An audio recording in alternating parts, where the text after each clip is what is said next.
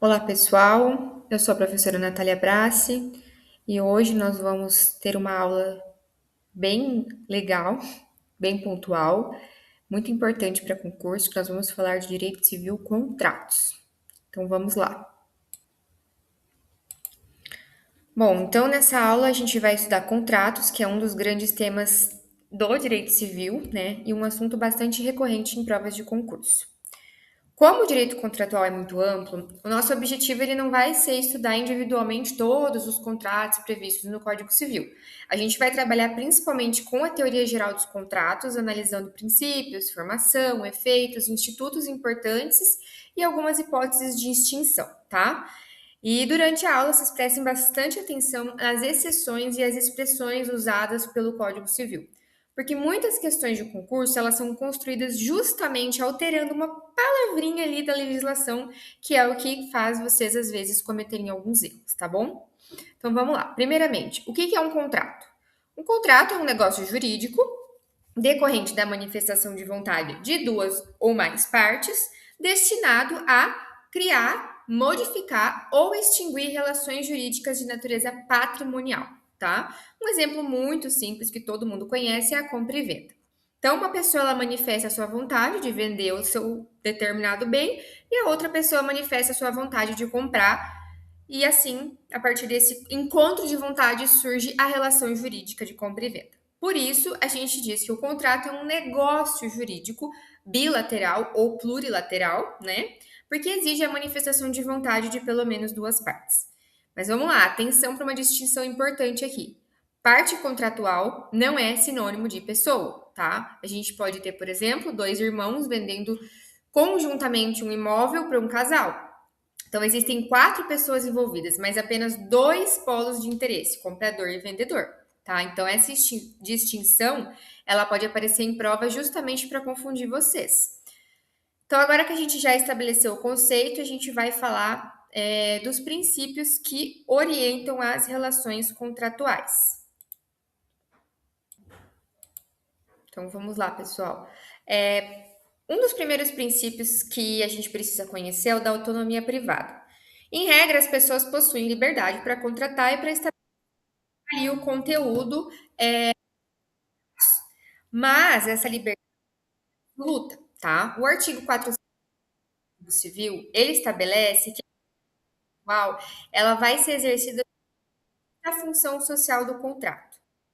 Então, a função social, ela funciona como um limite ali para essa liberdade contratual, tá? Outro princípio tradicional é o da força obrigatória dos contratos. Ele é relacionado à expressão latina pacta sunt servanda.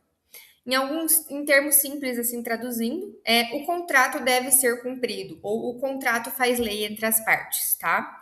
Se as partes celebram validamente um determinado contrato, aquilo que foi pactuado tem que ser em regra observado, tem que ser em regra cumprido, tá? Mas mas atenção, perdão, à expressão em regra. A força obrigatória não significa que um contrato nunca mais vai poder ser revisto, tá? Então, existem situações excepcionais previstas pelo ordenamento jurídico que vão admitir essa revisão ou essa resolução do contrato, tá? Então, dentro dessa questão toda, a gente tem o princípio que é muito importante, que é o da boa-fé objetiva, tá? O artigo 422, ele determina que os contratantes, eles têm que observar a probidade e a boa-fé. E aqui aparece uma distinção clássica de concurso: boa-fé subjetiva e boa-fé objetiva, que não são a mesma coisa. A boa-fé subjetiva, ela está ligada ao estado psicológico da pessoa, ao conhecimento ou desconhecimento de alguma circunstância. Já a boa-fé objetiva, ela estabelece um padrão de comportamento. Ela exige condutas ali pautadas pela lealdade, honestidade, cooperação, confiança, tá? E é dela que decorrem ali os chamados deveres anexos ou laterais de conduta, como os deveres de informação, cooperação, proteção, lealdade, né? Esses deveres, eles não existem apenas durante a execução do contrato, tá? A boa-fé objetiva, por exemplo, ela pode produzir efeitos tanto antes da celebração quanto durante a execução do contrato e até depois da extinção deste contrato, tá? Então, anotem aí, guardem essa informação. A boa-fé objetiva é padrão de comportamento. E essa é a associação que vocês têm que levar para a prova, tá bom? Então agora vamos entender um pouquinho como que o Código Civil limita a intervenção externa nessas relações. Limites e efeitos do contrato. Então, o Código Civil, ele estabelece que nessas relações contratuais privadas prevalecem os princípios da intervenção mínima e da excepcionalidade da revisão contratual. Então, a ideia é relativamente simples, pessoal. O Poder Judiciário, ele não deve simplesmente substituir aquilo que foi livremente estabelecido pelas partes, né? Então, a intervenção estatal, ela deve ocorrer quando existir um fundamento jurídico para isso. O Código Civil também estabelece uma presunção de que os contratos civis e empresariais são paritários e simétricos, até que elementos concretos justifiquem o afastamento dessa presunção.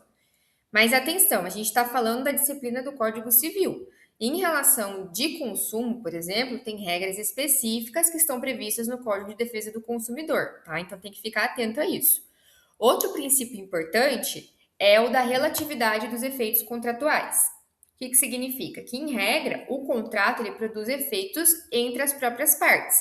Então, duas pessoas normalmente não pode celebrar um contrato criando obrigações para alguém que não está participando daquela relação, tá? Mas, como tudo no direito, existem exceções. Uma das exceções é a estipulação em favor de terceiro. Um exemplo clássico é o seguro de vida. Então, o segurado ele celebra um contrato com a seguradora, mas a prestação pode ser destinada a um beneficiário indicado, tá? Então, para a prova, regra: o efeito dos contratos são entre as partes. Excepcionalmente, a lei admite alguns efeitos alcançando terceiros, tá? Então, percebam novamente que as afirmações contendo as palavras sempre, jamais, exclusivamente, então, elas merecem uma atenção muito específica para as provas objetivas, tá bom?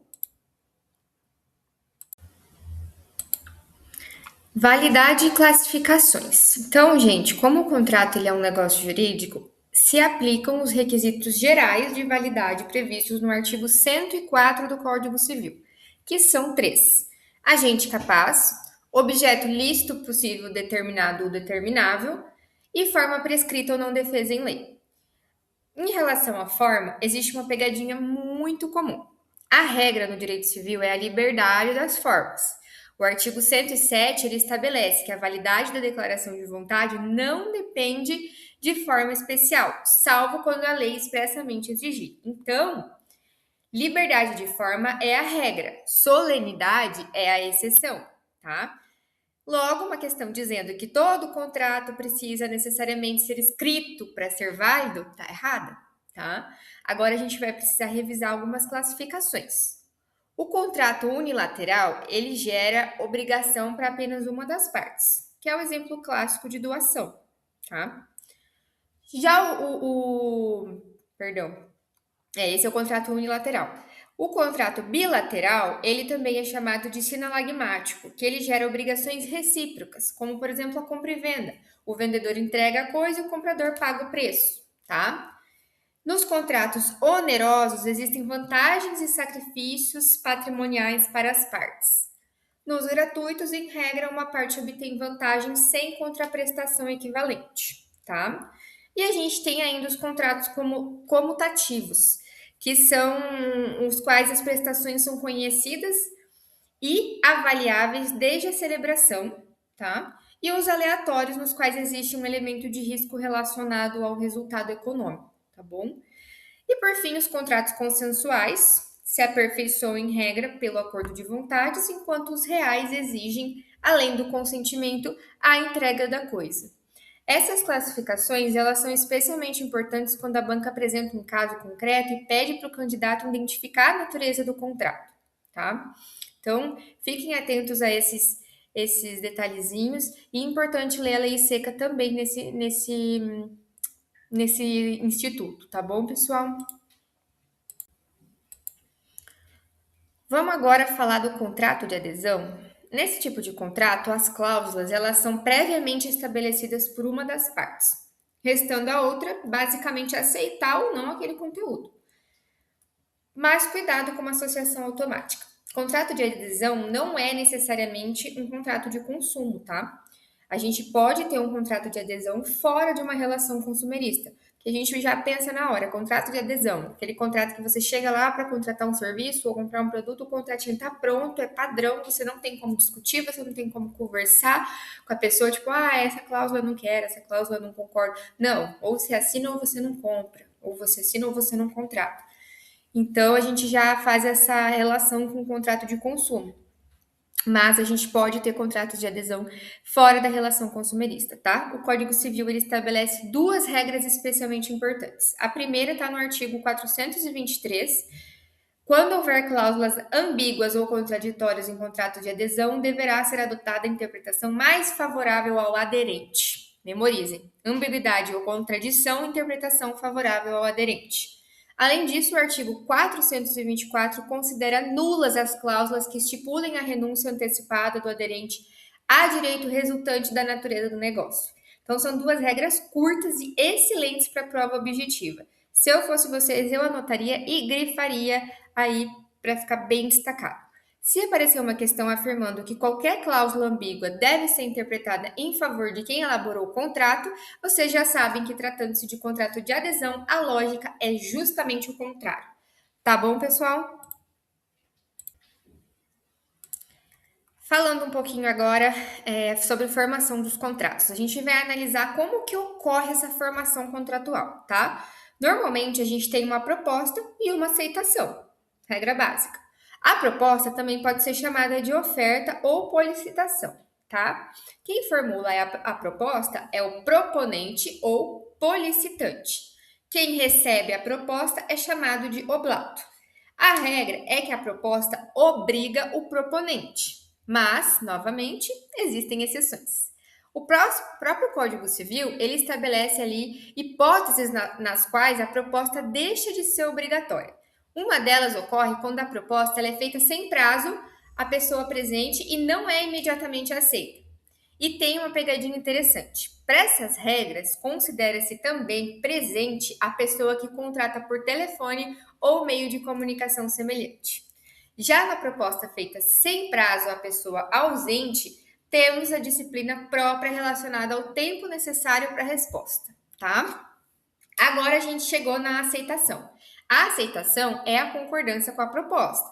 Porém, se ela ocorrer fora do prazo ou contiver adições, restrições ou modificações, ela é considerada nova proposta. Então, imagine que João oferece seu carro para Maria por 50 mil reais. Aí a Maria responde: eu aceito comprar por 45 mil. A Maria fala.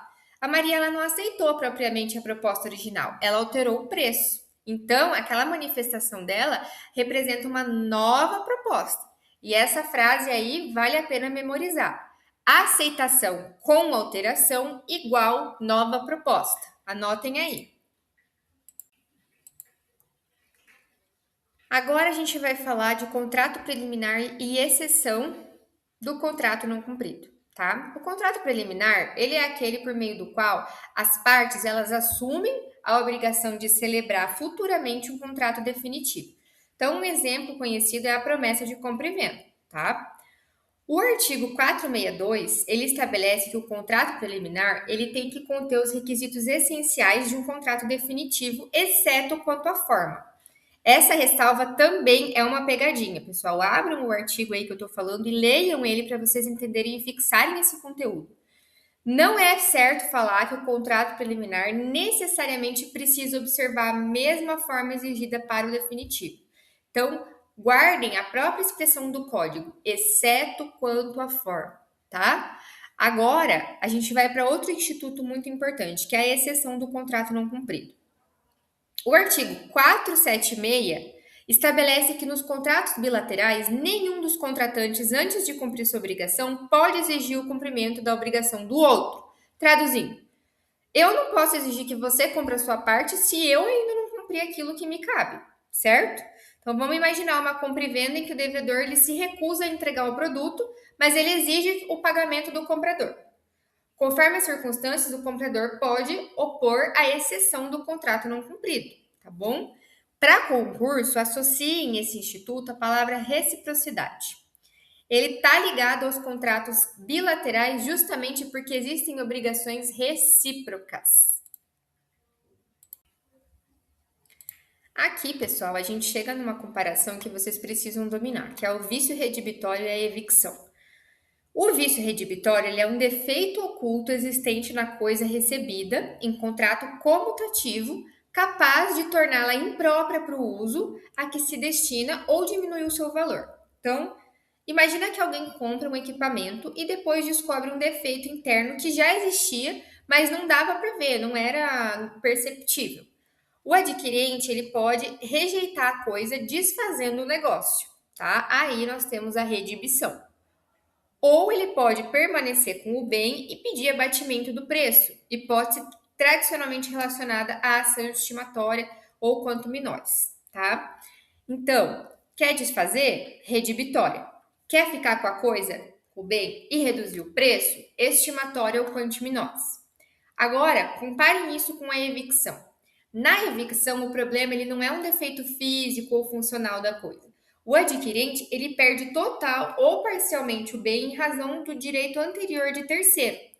Então, a gente tem três personagens importantes nesse instituto: o alienante, que transferiu o bem, o evicto, que adquiriu o bem e depois perdeu, e o evictor, que é o terceiro cujo direito prevalece. Então, para memorizar, evicto é quem perde, tá? E a diferença central é essa: o vício redibitório é um problema na coisa, a evicção é um problema jurídico relacionado ao direito sobre a coisa, tá bom? Essa comparação, pessoal, ela aparece bastante em prova, tá? Então eu recomendo que vocês revisem esse conteúdo, anotem, grifem para fixar bem certinho.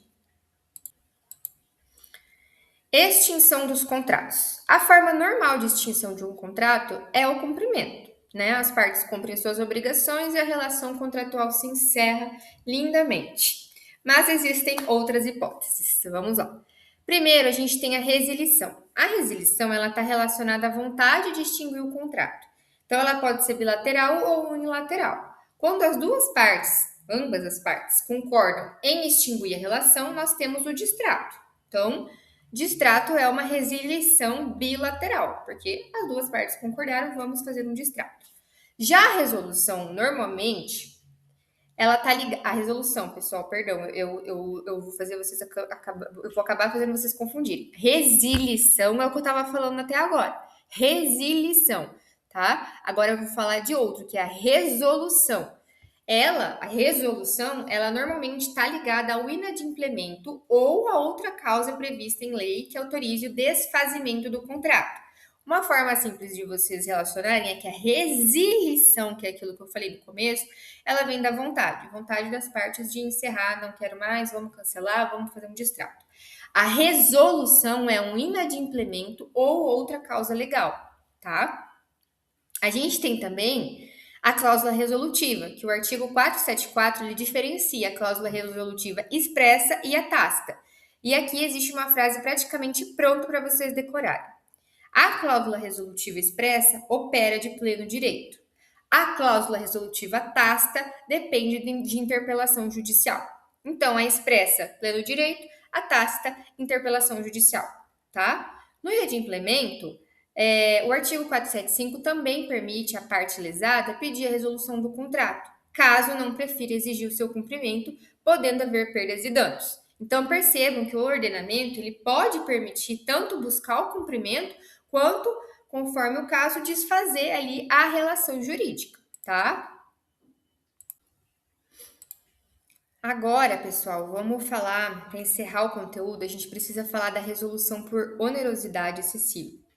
Nos contratos de execução continuada ou diferida, se a prestação de uma das partes se torna excessivamente onerosa, com extrema vantagem para outra, em virtude de acontecimentos extraordinários e imprevisíveis, pode surgir a possibilidade de resolução. Então, vamos prestar atenção nos elementos: contrato de execução continuada ou diferida, onerosidade excessiva, extrema vantagem para outra parte e acontecimento extraordinário e imprevisível. Então, não é qualquer dificuldade financeira que vai autorizar ali a resolução do contrato, tá?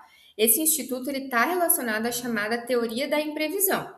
Vocês lembram do pacta sunt servanda que eu expliquei antes? O contrato ele tem que ser cumprido, ele faz lei entre as partes. Porém, existem acontecimentos extraordinários, imprevisíveis, que podem modificar profundamente as circunstâncias existentes no momento da contratação.